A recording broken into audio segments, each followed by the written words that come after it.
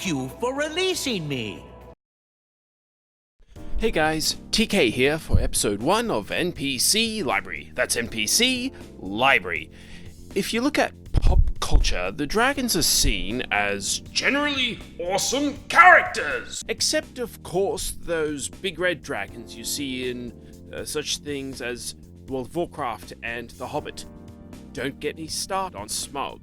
There are dragons that are out women who are trying to stop the Mongolian invasion of China, and other dragons that have tried to hunt down hobbitses. But for me, there's only one dragon that can really, help out those in the world, and that's Spyro the Dragon. I gotta say, it's the first 3 games, and those games only, that help us understand the world we live in today.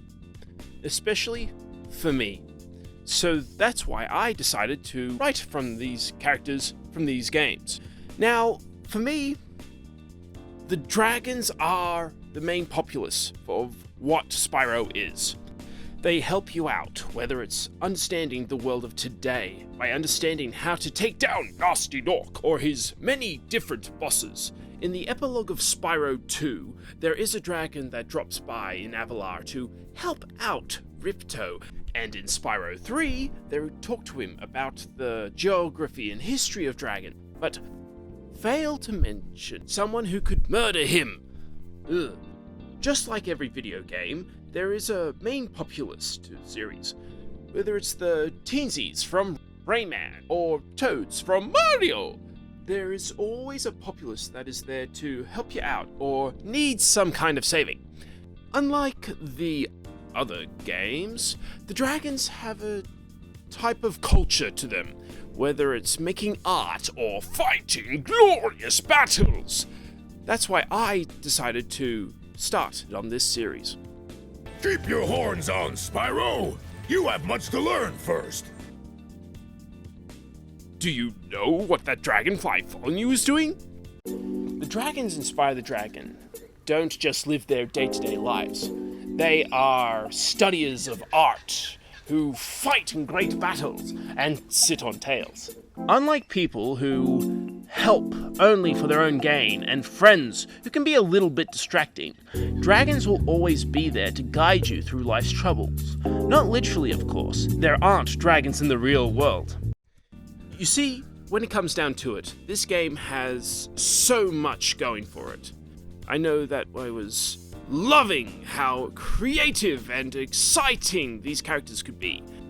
And so, for me, I knew that when it came down to mentors, the reason why some mentors worked better than others is because of how they engage with you. When I was in high school, I was more timid than the professor with his pencil. My pencil!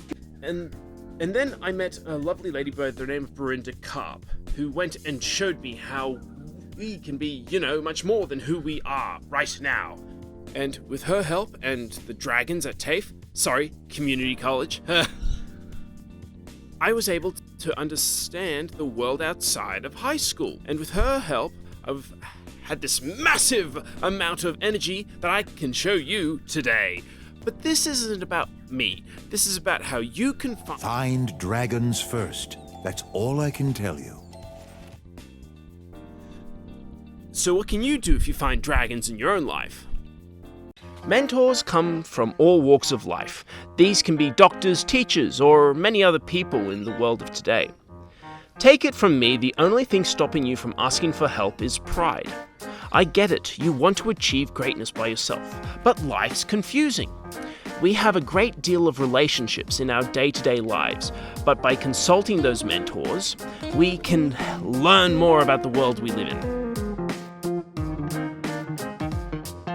We've also got to think about those types of dragons in the world that are imposters. So people who seem like mentors but are really out for their own gain. Kind of like Red from Spyro Hero's Tale. Man, the color red's sure taking a beating today, isn't it? He was only in it for his own gain. And if you have a think about it, the same sucks in the real world. If you only look out for yourself, then your selfishness is stabbing you right in the back.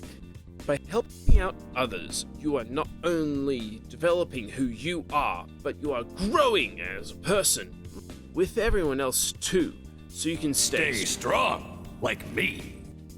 So, I hope you've enjoyed episode 1 of this series.